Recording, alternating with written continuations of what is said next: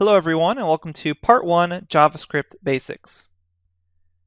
In this lecture we're going to be going to our browser, Google Chrome, and then opening up our console and walking through just the very basics of JavaScript, things such as basic data types and a few basic methods. I'm going to jump to my browser now to get started. Okay, here I am at my browser. I'm just at a new empty tab and I've also gone incognito to make sure I don't get any JavaScript alerts if I'm logged into Gmail. And I would suggest you do the same if you're using a Gmail account.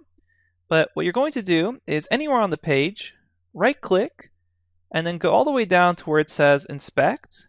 Click on that, and you should see something like this, probably not as zoomed in as mine. So more likely you'll see something that looks like this. Then you can click on Console, and you should see the console here for your browser. And this is where we can directly type in JavaScript code and see how the browser interprets it and executes it. Let's start off with the hello world of JavaScript, which is an alert. So we call alert, which is a function, and then you pass in a string. So a string is going to start off with a set of quotes. Here we have double quotes, and then whatever string you want to do. So in our case, it's going to be something like hello world. And you can see I've actually typed this before, which is why the JavaScript console is kind of helping me out there. But I'm going to hit enter, and we should see a little pop-up. And here at the top of the page, I see new tab says Hello World. And there's a little click here that says prevent this page from creating additional dialogues. Do not check that box, otherwise you won't be able to see any more of your alerts. So then click OK. And we get undefined here, and we'll be explaining a lot more about function input and output and how that all works. For now, congratulations, you've written your very first line of JavaScript code. Let's continue on by talking about basic data types.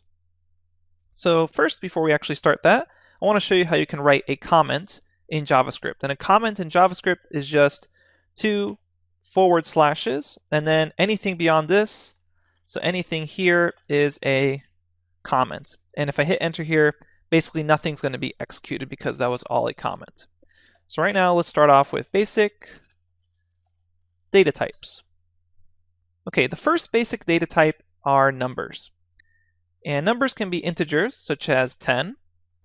Floating point numbers, maybe like 20.2, which means it has a decimal. And even things like negative numbers, so negative 13.4 or something. Note that JavaScript, unlike some other languages, treats these all the same as numbers. So regardless if it's a floating point with a decimal, a whole integer, or a negative number, they all are treated as numbers in JavaScript. There's no distinction between them. At least for our very basic use cases, we don't need to worry about that. Then next, there are strings. So strings are basically strings wrapped in quotes. So we've already seen one. We've seen hello world. So here we have the string hello world, and it gets output. And then we can also even wrap digits, but note here the difference. If I wrap this number 10 in quotes, it now becomes a string instead of an actual number. And we'll talk a lot more also about how JavaScript compares strings like this to a number like this. It's unlike some other languages, so we'll have to keep an eye out for that. Okay, so those are strings, and up next I want to show you booleans. So if you haven't encountered booleans from other programming languages, they're basically logical values that can stand for true or false. And in JavaScript, it's the lowercase true, or all lowercase false. And those are the booleans. And there's two more things I want to show you, which are undefined and null. And we'll talk again a lot more about these in a future lecture, but I just want you to be aware that undefined and null are not exactly the same thing, but they are available as basic data types in JavaScript. Okay, let's take a step back and focus in on numbers.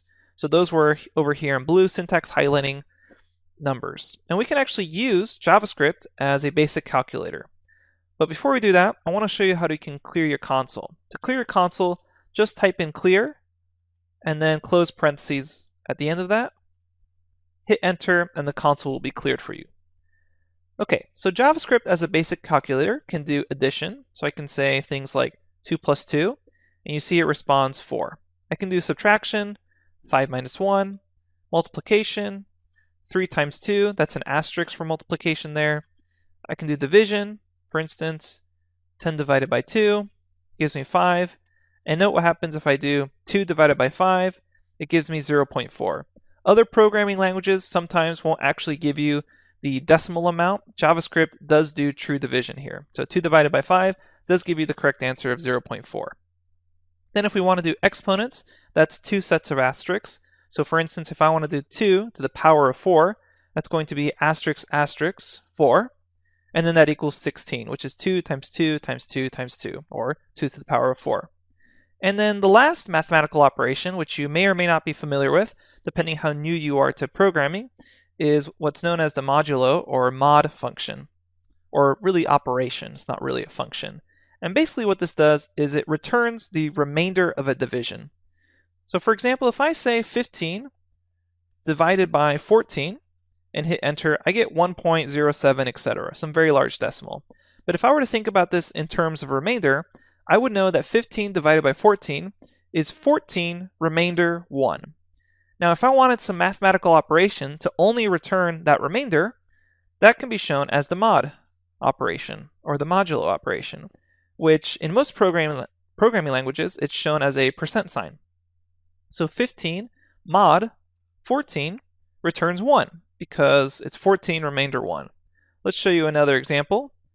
For instance, 6 mod 2 returns 0, and that's because 2 goes into 6 evenly 3 times, so 3 remainder 0.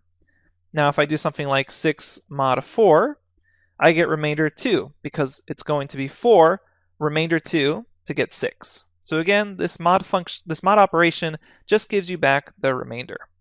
Okay, so we discussed numbers and how to treat JavaScript using a basic calculator. Let's clear our console again. And now let's talk about strings and some very basic operations that you can do with strings for JavaScript. So strings are just sequences of characters, and each element or character has an indexed position. So let's start with a string that just says Django is cool. And I can actually concatenate strings together. And concatenate means just bring together. So I can say something like Django, and I concatenate with plus is super cool. Hit enter, and then I see Django is super cool. But look what happened here. On that concatenation, there's no space between Django and is, because there was no space at the end of Django or at the beginning of is there. So if I want to concatenate these two strings to make sense, I can put a space there before is, and then when I concatenate those two together, but with the plus sign, I see Django is super cool. So far, pretty basic stuff. If I want to grab the actual length of a string, I call the length attribute. So I say something like Django, and then call dot length off of that string. And you can see that the console actually helps you out with some autocomplete.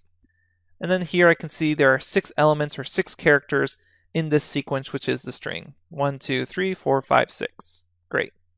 And then we can also check if white space counts by saying something like x space x dot length, and you see we get 3. So white space also counts. It's going to count those spaces. Now there's also escape characters in strings that are really common. For example, if I say something like hello \n, start a new line, and then hit enter here, I can see that this special escape character stands for beginning a new line. So hello, and then I start a new line with \n, and then everything else goes on a new line. Another escape character is tab, so I can say hello \t for tab, give me a tab, and this will insert a tab, essentially just 4 spaces there. And then finally, I can also do quotes. So I can say hello, and then I will say quotes, \, hit enter. And this is just a way to input quotes inside of a JavaScript string. So let me make that probably a little more clear by not using the word quotes there, but it's a \, quote, and then I can say something like jelly, and I can see that the double quote is now inside the string. And the reason you would need an escape character is if you didn't have that backslash there for the escape, JavaScript would think that you wanted to just end the actual string right there at that first double quote. But instead, if you want to escape it and actually have quotes inside, you can use that escape character. So that's useful if you're trying to say something like, she said, quote, blah, blah, blah, end quote, and then finish off the string. All right. Then finally, I want to talk about actually indexing individual characters or elements. So indexing starts at 0. So if I have hello, and I want to grab a certain character off of that string based off of its index location, for instance, I want to grab H, well, that starts at index 0. So if I do hello, and then with square brackets input a 0 there, I get H back. Okay, before we continue on, let's see a few more examples of indexing with a string. So if I have a string again, hello, and I want to grab the letter O from this, well, I just have to count starting with index 0. So this is going to be H is 0, E is 1, the first L is 2, the second L is 3, and then the O is at index 4. And there it returns O. And we're going to learn a lot more about indexing strings later on, but what I want you to do is take a random string, maybe something like look at the dog, and then see if you can, through indexing calls, grab the letter D from this. So pause the video, see what number you have to provide to grab the letter D, just to practice. Okay, so hopefully you're able to get it. Let's see, it's 0, 1, 2, 3, 4, 5, 6, 7, 8, 9, 10, 11, 12, and there's the letter D. Okay, now let's continue on by talking about variables. Going to clear the console, and let's talk about variables in JavaScript. So the general form of variables in JavaScript looks something like this. You say the keyword var, then you have the variable name, and then you're going to say it's equal to whatever you want the actual value to be, and then a semicolon to let JavaScript know that you're done. And JavaScript is actually really flexible these days on what has to end with a semicolon and what doesn't have to end with a semicolon. For almost all things now, you actually don't need the semicolon anymore, but we'll keep putting it into place and we'll talk about it a little more in a future lecture. But that's the very basic format, so let's actually get some practice. I'm going to make a variable called bank account. And unlike some other programming languages, JavaScript uses count